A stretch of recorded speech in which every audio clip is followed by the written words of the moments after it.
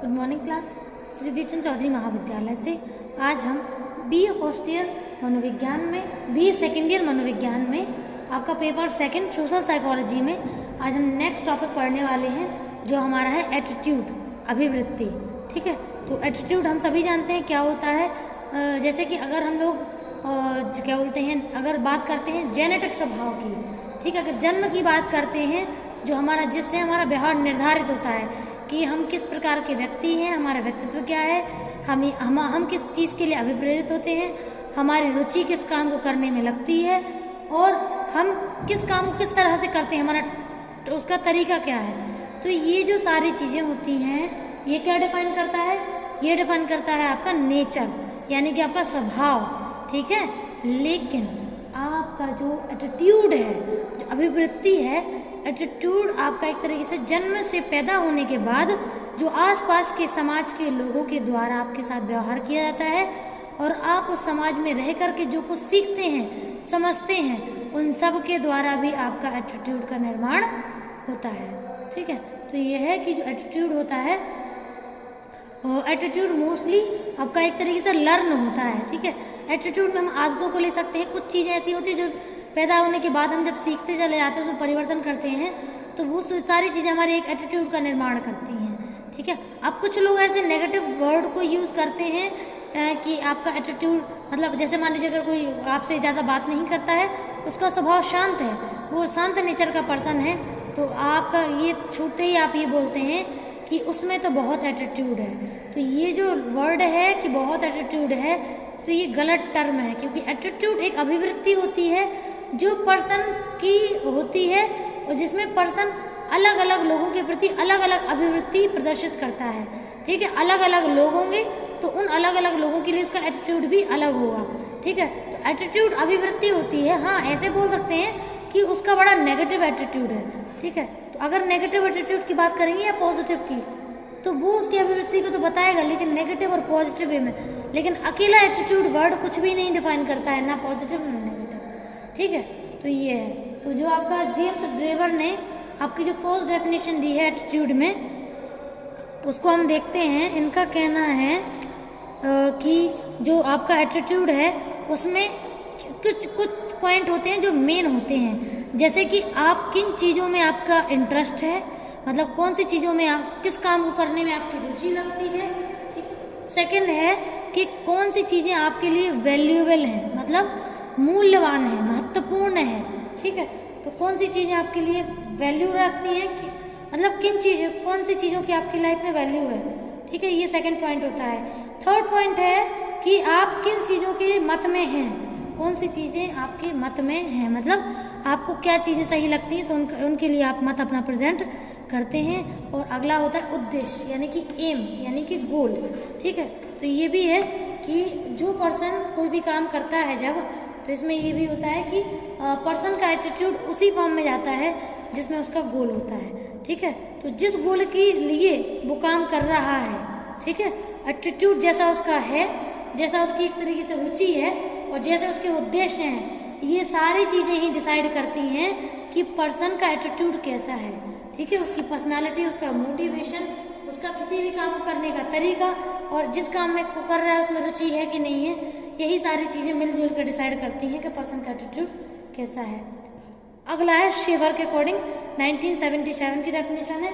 इनका कहना है कि हमारे आसपास जो भी समाज में जितने भी वर्ग होते हैं, ठीक है, अब वो या तो हमारे लिए अनुकूल प्रवृत्ति रखते हैं या प्रतिकूल। ठीक है, जैसे मान के चलिए कि आपके दो दोस्त हैं, ठीक है, या फिर आपके कॉलेज में 10 लोग हैं जो आपके साथ फ्रेंडशिप रखते हैं, बाकी 40 लोगों से आपकी कोई फ्रेंडशिप नहीं है। तो ऐसा क्यों है? क्योंकि हमारा जो एक तरीके से जो हमारा टाइम है, ठीक है, और उनका जो बिहेवियर है, हो सकता है कि उनका बिहेवियर आपके लिए प्रतिकूल हो, आपके अकॉर्डिंग ना हो, आप जैसा बिहेवियर अपने लिए चाहते हो, तो आपकी फ्रेंडशिप उसके लिए नहीं होगी।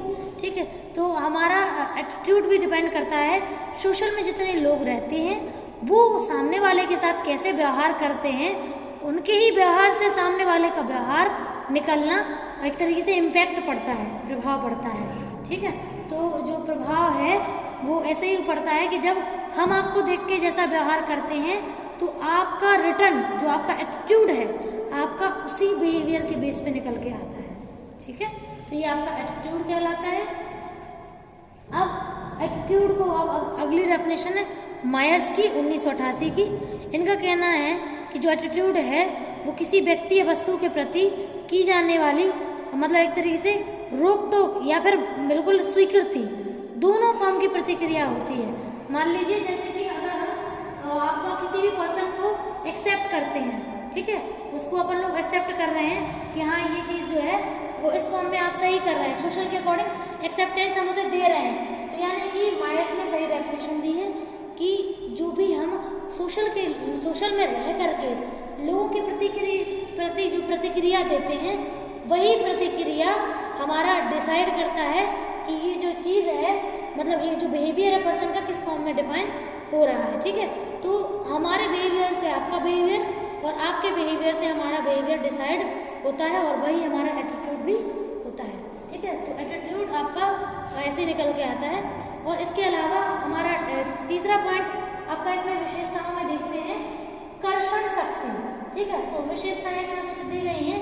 तो पहला है आपका कर्षण शक्ति, ठीक है। तो कर्षण शक्ति में जब लोग फोर्स लगाते हैं किसी एटीट्यूड को बनाने के लिए तो वो हमारा जो एटीट्यूड होता है वो फॉर्मल वे होता है ऐसा कि जिसमें एटीट्यूड का निर्माण होता है, ठीक है। उसमें सभी लोग अपना अपना फोर्स देते हैं, ठीक है।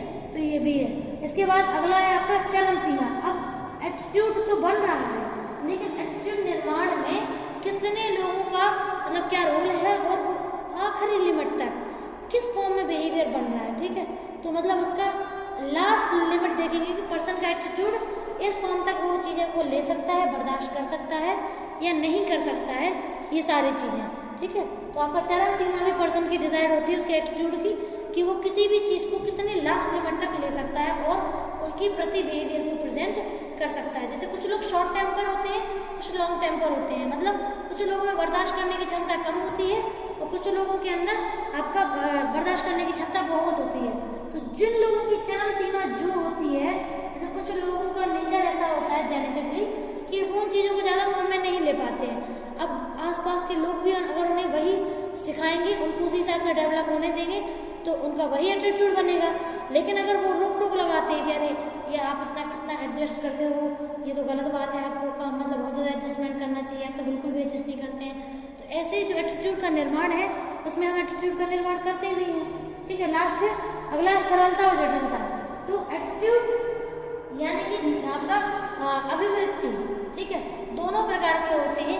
सरल स्वभाव के भी लोग होते हैं और जटिल स्वभाव के भी होते हैं, ठीक है। तो जो आपकी हर एक बात में जल्दी से एग्री हो जाए, जो आपकी बात पे क्वेश्चन मार्क क्रिएट ना करें, जो अपना कोई पॉइंट ऑफ व्यू ज़्यादा जल्दी प्रेजेंट नहीं करते हैं और आपकी हर एक बात को मान के सीधा एज इट इज काम करते हैं, तो वो हमारा होता है सरलता, ठीक है, सरल एटीट्यूड, ठीक है, सिंपल एटीट्यूड बोलते हैं। और सेकेंड होता है जटिलता, यानी कि जटिल एटीट्यूड। तो उसमें जब कोई पर्सन कोई भी वर्क करता है तो वो एक तरीके से इतनी कॉम्प्लिकेटेड होते हैं कि आपके किसी बात से तो एग्री नहीं होते हैं, ठीक है। आप उसने कितना भी एग्री करने की कोशिश करो वो एग्री नहीं होंगे, और अगर एग्री हो भी गए तो बहुत ज़्यादा लॉजिक देना पड़ेगा आपको उनको, ठीक है। तो इस प्रकार के एटीट्यूड के भी लोग होते हैं जो आपकी हर एक बात पर आंख बंद करके भरोसा नहीं करते हैं। तो दोनों टाइप के एटीट्यूड सही है, ऐसा नहीं है कि सरल नहीं होना चाहिए, जटिल नहीं, दोनों का कॉम्बो होना चाहिए, ठीक है। अगला है लास्ट केंद्रीयता। तो सेंट्रल फॉर्म में अगर देखें तो जो एटीट्यूड होता है तो सेंट्रल टेंडेंसी के फॉर्म में अगर हम देखते हैं तो जो भी लोग होते हैं इस टाइप के वो अपने आप को बिल्कुल सेंट्रल पॉइंट समझते हैं और उनका जो एटीट्यूड है वो केवल और केवल स्वयं को या फिर आसपास के लोगों किसी एक सेंटर को रखते हैं, ठीक है। या तो मान लीजिए अगर देश प्रेमी है तो देश के लिए हर एक काम को करने में यकीन रखेंगे, देश के प्रति अपना एटीट्यूड उसी फॉर्म में पॉजिटिव फॉर्म में प्रेजेंट करेंगे। तो ये सारी चीज़ें उसमें देखने को मिलती हैं। तो एटीट्यूड इतने फॉर्म में बनता है। अगला है वर्गीकरण। तो एटीट्यूड की अगर हम बात करें सामाजिक अभिव्यक्ति के रूप में, तो ये बात हम सभी जानते हैं कि जब हम समाज में रहते हैं, समाज के लोग हमारे साथ जैसा व्यवहार करते हैं, चाहे वो घर वाले हों, पड़ोसी हों, दोस्त हों, टीचर्स हों, रिश्तेदार हों, ये सारे ही लोग आपके साथ जैसा व्यवहार करेंगे, आपका एटीट्यूड उनके लिए वैसा ही होगा, ठीक है। अगर वो आपसे पॉजिटिव बिहेवियर करते हैं तो आपका बिहेवियर उनके लिए पॉजिटिव होगा, अगर वो नेगेटिव करते हैं तो आपका एटीट्यूड उनके लिए नेगेटिव होगा, ठीक है। सेकंड पॉइंट है आपका विशिष्ट व्यक्तियों के प्रति अभिवृत्ति। तो अब मान लीजिए कि कोई पर्सन आपका बिल्कुल खास है, ठीक है। पहले समाज की बात करते हैं तो समाज में तो अपन की पड़ोसी रिश्तेदार सब आ जाते हैं, ठीक है, और समाज वाले।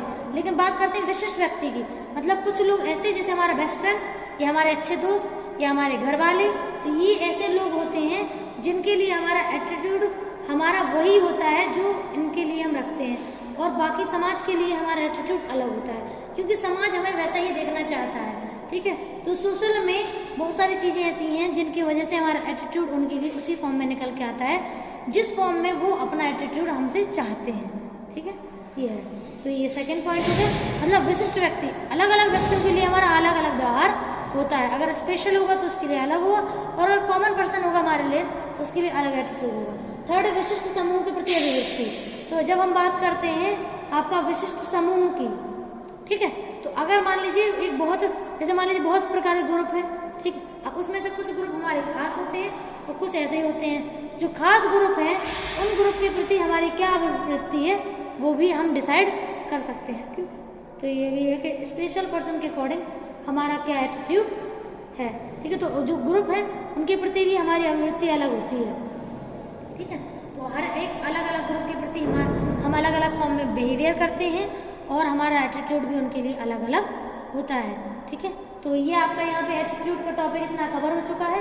इसके आगे आपको जो भी डाउट हो, इसमें जो भी डाउट हो तो आप बता सकते हैं। इसके आगे हम इसके बारे में और पढ़ेंगे कौन कौन से कारक हमारे एटीट्यूड को प्रभावित करते हैं, ठीक है, और जो भी इसमें रहेगा तो हम सारी चीज़ें कवर करने की कोशिश करेंगे, जैसे एटीट्यूड बनता कैसे है और एटीट्यूड पे कौन कौन से कारक प्रभावित करते हैं, ठीक है। तो ये अपने अगले पॉइंट इसमें रहेंगे, कल की क्लास में हम इसे देखेंगे। Thank you.